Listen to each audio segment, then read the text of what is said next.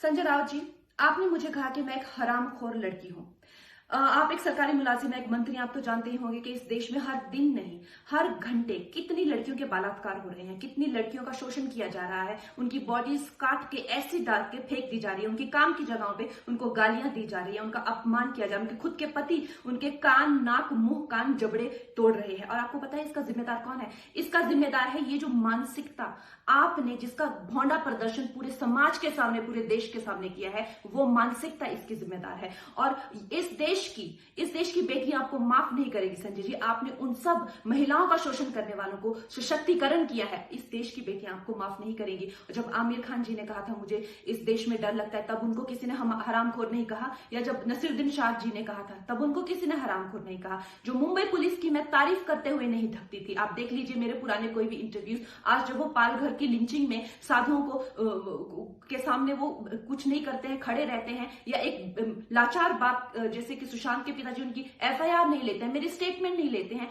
तो इस प्रशासन के चलते हुए अगर मैं उनकी निंदा करती हूं, ये मेरी अभिव्यक्ति की आजादी है, मैं उनकी निंदा करती हूं। संजय जी, मैं आपकी निंदा करती हूं, आप महाराष्ट्र नहीं हैं। आप ये नहीं कह सकते कि मैंने महाराष्ट्र की निंदा की। और संजय जी, मैं 9 सितंबर को आ रही हूं, आपके लोग कह रहे हैं कि आप लोग मेरा जबड़ा तोड़ देंगे, आप लोग मुझे मार डालेंगे। आप लोग मुझे मारिए, क्यों? क्योंकि इस देश की जो मिट्टी है वो ऐसे ही खून से सींच कर इस देश की जो गरिमा है और अस्मिता के लिए न जाने कितने लोगों ने अपनी जान दी है। और हम भी देंगे संजय जी, हम भी देंगे, क्योंकि हमको भी वो कर्ज निभाना है। मिलते हैं 9 सितंबर को। जय हिंद, जय महाराष्ट्र।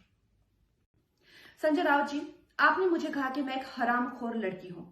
आप एक सरकारी मुलाजिम हैं, एक मंत्री, आप तो जानते ही होंगे कि इस देश में हर दिन नहीं, हर घंटे कितनी लड़कियों के बलात्कार हो रहे हैं, कितनी लड़कियों का शोषण किया जा रहा है, उनकी बॉडीज काट के ऐसी डाल के फेंक दी जा रही है, उनकी काम की जगहों पे उनको गालियां दी जा रही है, उनका अपमान किया जा रहा है, उनके खुद के पति उनके कान, नाक, मुंह, कान, जबड़े तोड़ रहे हैं। और आपको पता है इसका जिम्मेदार कौन है? इसका जिम्मेदार है ये जो मानसिकता आपने, जिसका भौंडा प्रदर्शन पूरे समाज के सामने, पूरे देश के सामने किया है, वो मानसिकता इसकी जिम्मेदार है। और इस देश की बेटियां आपको माफ नहीं करेगी संजय जी। आपने उन सब महिलाओं का शोषण करने वालों को सशक्तिकरण किया है, इस देश की बेटियां आपको माफ नहीं करेंगी। और जब आमिर खान जी ने कहा था मुझे इस देश में डर लगता है, तब उनको किसी ने हरामखोर नहीं कहा, या जब नसीरुद्दीन शाह जी ने कहा था तब उनको किसी ने हरामखोर नहीं कहा। जो मुंबई पुलिस की मैं तारीफ करते हुए नहीं थकती थी, आप देख लीजिए मेरे पुराने कोई भी इंटरव्यूज, आज जब वो पालघर की लिंचिंग में साधुओं को के सामने वो कुछ नहीं करते हैं, खड़े रहते हैं, या एक लाचार बात जैसे कि सुशांत के पिताजी उनकी एफआईआर नहीं लेते हैं, मेरी स्टेटमेंट नहीं लेते हैं, तो इस प्रशासन के चलते हुए अगर मैं उनकी निंदा करती हूं, ये मेरी अभिव्यक्ति की आजादी है, मैं उनकी निंदा करती हूं।